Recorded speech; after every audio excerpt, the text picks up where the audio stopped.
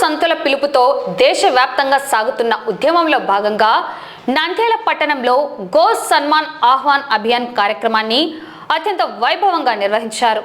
దేశంలో గోవుల సంరక్షణ అత్యంత ఆవశ్యకమని, గో హత్యలను తక్షణమే అరికట్టేలా కఠినమైన చట్టాలు తీసుకురావాలని డిమాండ్ చేస్తూ పట్టణంలో భారీ సంతకాల సేకరణ కార్యక్రమాన్ని చేపట్టారు.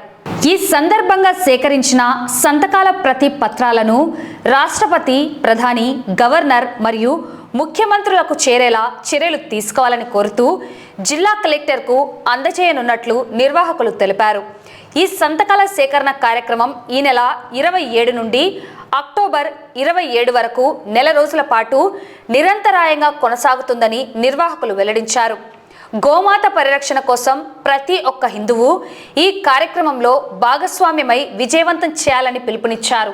గత నెల రోజులుగా గో సమ్మాన్ ఆహ్వాన్ అభియాన్ పేరిట దేశం మొత్తం మీద గో సంరక్షణ కోసం గోవుకి చట్టబద్ధత కల్పించాలనే ఉద్దేశంతో కోటి సంతకాల సేకరణ అనేది జరుగుతోంది. నంద్యాలలో కూడా పెద్దవాళ్ళ సమక్షంలో అందరం కూడా మేము సంతకాల సేకరణ నిర్వహించినాము. ఈరోజు కలెక్టర్ గారికి ఈ సంతకాల సేకరణ చేసిన పత్రాలన్నీ ఇద్దామని ఈరోజు ఈ కలెక్టర్ ఆఫీస్ దగ్గరికి రావడం జరిగింది.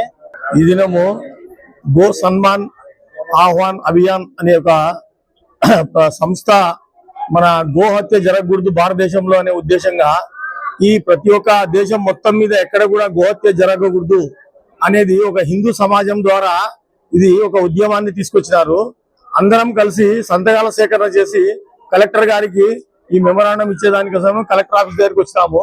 ఈ యొక్క దానికి ప్రతి ఒక్క హిందూ కూడా గోహత్య జరగకుండా చూడవలసిన బాధ్యత ప్రతి ఒక్కరిలో ఉందని చెప్పి కోరుకుంటున్నాం.